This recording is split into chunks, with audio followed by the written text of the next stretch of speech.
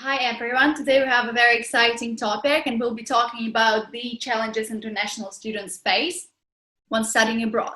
So basically we'll be talking about how not to be afraid and how to make it the time of your life. And today we have a very special person, an expert, and her name is Victoria, so please introduce yourself and tell us what exactly you do in your work. Hi guys, I have been working as a psychologist for almost 10 years now. I was working in Ukraine and now I work in Cyprus, mostly with expats.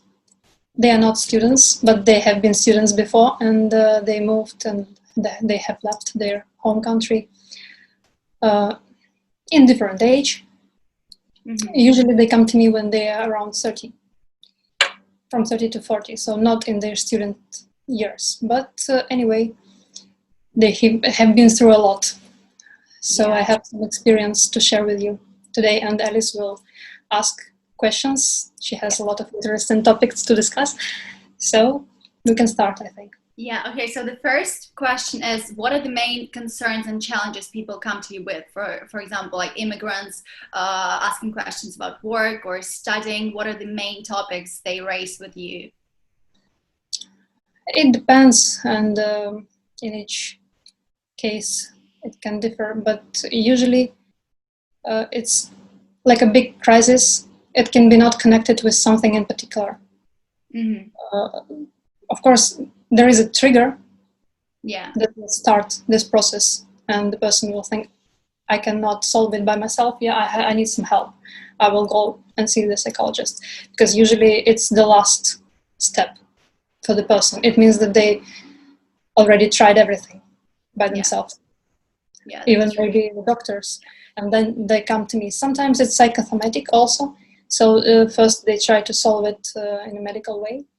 Mm-hmm. And when they cannot succeed, then they come to me. If it's young people, usually it's difficulties with parents or private life, or they cannot integrate and they suffer because they are lonely. Can be anything.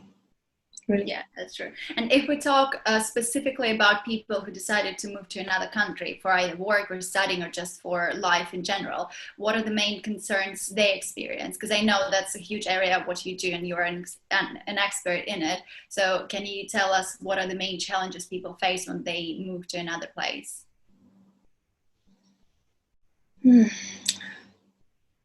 It's a challenge from every side.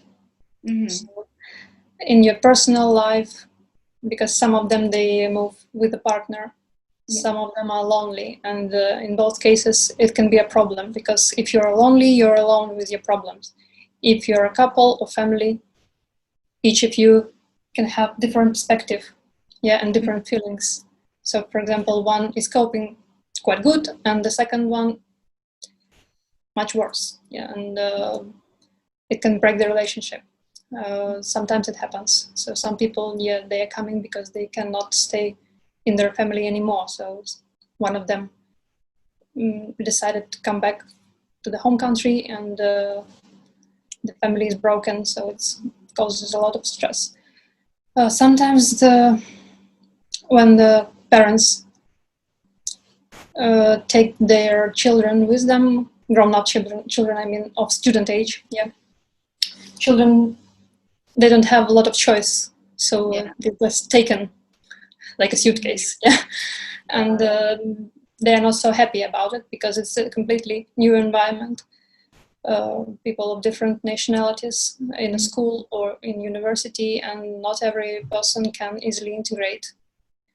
Especially if they don't know the language, because for example here we have English schools and universities, we have Greek schools and universities, we have Russian schools and universities, and can be different. For example, if you know Russian and a little bit of English, but you go to Greek school, you will be like an alien anyway. So a lot of difficult situations can occur, but the main thing is to remember that if you are in this situation, it already means that you are a very strong person, because you are fighting with all these difficulties. And this is the main point of development. And I know that you've been studying abroad. So do you think your adaptation actually depends on your age? Do you think being 18, which is the most common age for students, for the new coming students, is a good age to leave home? Can be 50-50, because it's good because the person is still very flexible, Mm-hmm. and then he or she can change. I will not say easily, because it's not easy, but it can be very difficult. It takes a lot of efforts, yeah, but still it's easier than in older age. But the minus in this young age is lack of experience. Yes. Because when you're older, you know yourself more, you know the world more, you know what to expect in what situations. Usually your relationships are already solid with your parents or with your friends from school or something, so you have more ground, yeah, under your feet. And when you're young, you can be just lost in this new environment, because one day you're in school, surrounded by your friends and family and parents and grandparents. You know this environment, and the second day you are alone in different country, different people, different everything, yeah. Yeah. So you can be lost, and it's normal to be lost. So you don't have to be happy all the time. Yeah. And grateful. Yeah. Yes. And grateful to your parents that they send you abroad to study. Of course, it's very good. Yeah. But it's difficult for everyone, and it's normal to feel sad and lost and mixed feelings. It happens. Yeah, and if you were to provide a general advice and tips to how to be more comfortable with yourself and others when you decide to leave home, even if it's not another country, but for example, another place, which usually happens, what would be a general advice? I think don't push yourself too much. Mm-hmm. So let yourself go more. Yeah. At least remember it, that you don't have to give 100% all the time. You don't have to be happy all the time. Yeah. You don't have to pretend all the time that you're just living your best life or something. It can be your best life, but it can be different. So each day, yeah. So one day you can be happy, other day you can be lost and nostalgic and thinking about your parents in another country, or your friends who had birthday parties and you cannot be present because you're studying in another country, or That's always sad. yes, or your cat or dog that you have spent all your childhood with, and it's not with you now. Yeah, it's difficult, but still it's nice because you have a chance to get more new experience, yeah, new friends, new horizons. So it's a mix. Remember that it cannot be black and white. So lower your expectations. Yeah. Would you say it's normal to close up and not share yourself with others for some time, or do you think you have to put effort into spending time with others? Would you say it would help a lot if you are surrounded by like-minded people or just different people? Or do you think it's better to spend some time alone and adapt to the new environment? I think it's very important to listen to yourself. Mm-hmm. Because, of course, we are all people and we are human beings and we have a lot in common, but we are all different. So for someone, it will be a big stress to go to a party, for example, full of unknown, new people, yeah? Yeah. And he will need another week after this party to get rid of the stress because of the party, yes? So the party will not be helpful for him, yeah? For other people, it will be easy and normal, yeah? So you have to listen to yourself. And of course, if you want to develop like new features in your character, yeah, and try to be more open, you can experiment with it. Yeah, you can, for example, go to a party with one friend that will hold you, yeah, and spend there, I don't know, half an hour, what you can, yeah, just to listen to your inner feelings. How do you feel? it's scary, or you like it, but you're not sure can you fit in or not. So just not do it for someone. Yeah, do it for yourself. Listen to your feelings.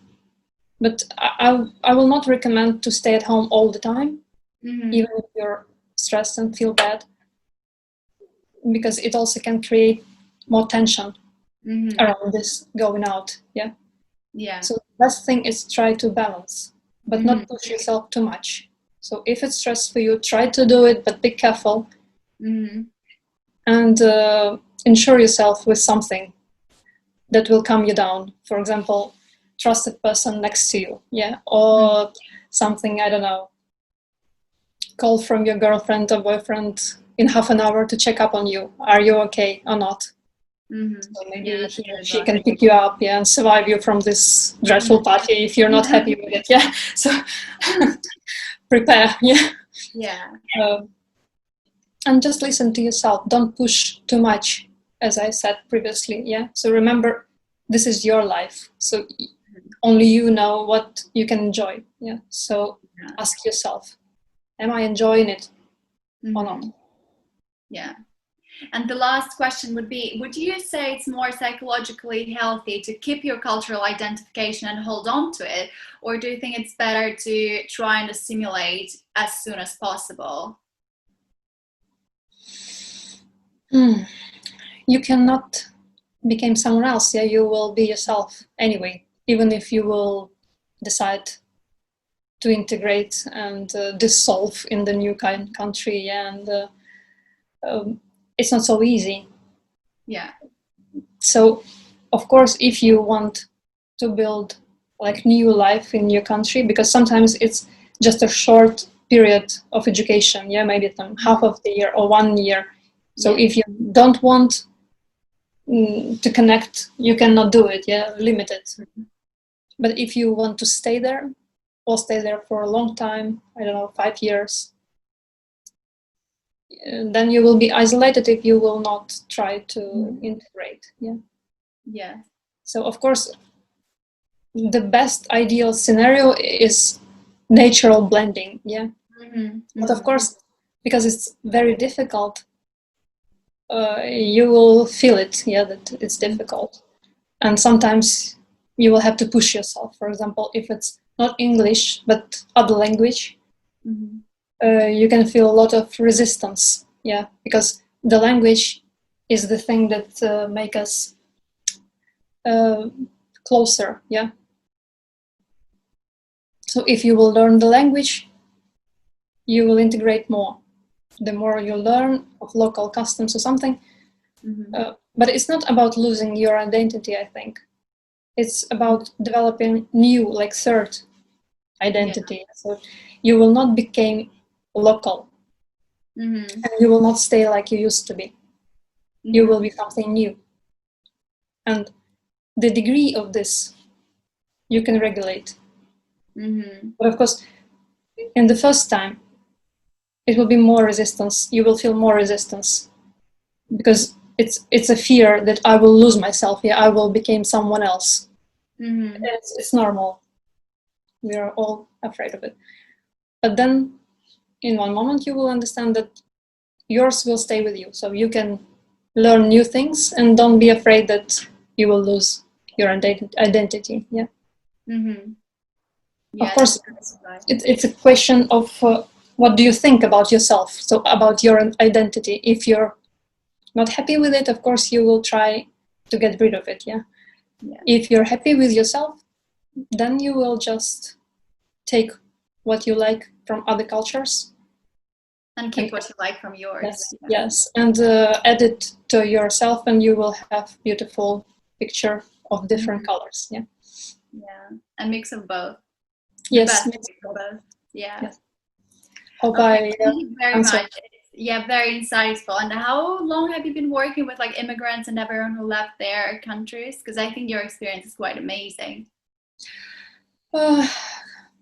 Compared to length of our life, it's not a lot, but I hope we will live long lives, all of us.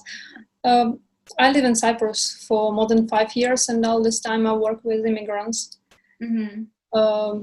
Mostly from ex-Soviet Union.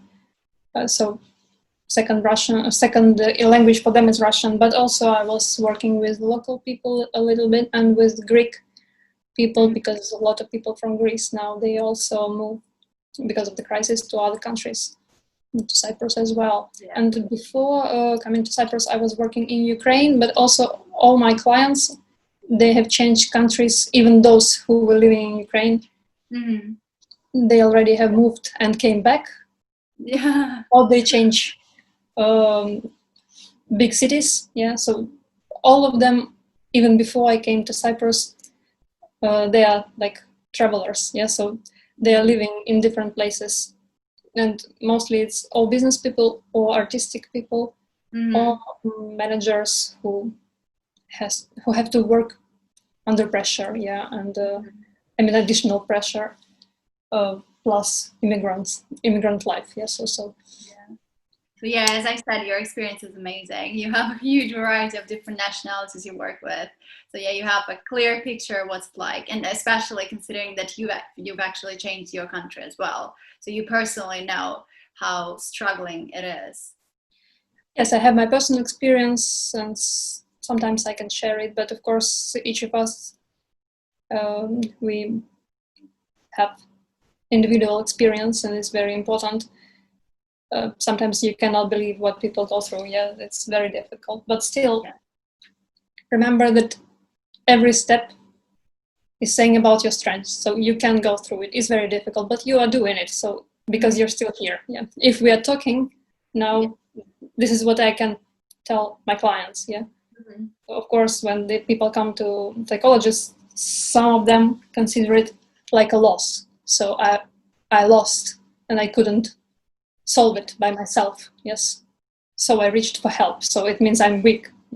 Mm-hmm. That's not true, because each of us, we're just human beings, and we connected, and we are stronger together. So if you can reach out for help, this is what I want to tell your audience.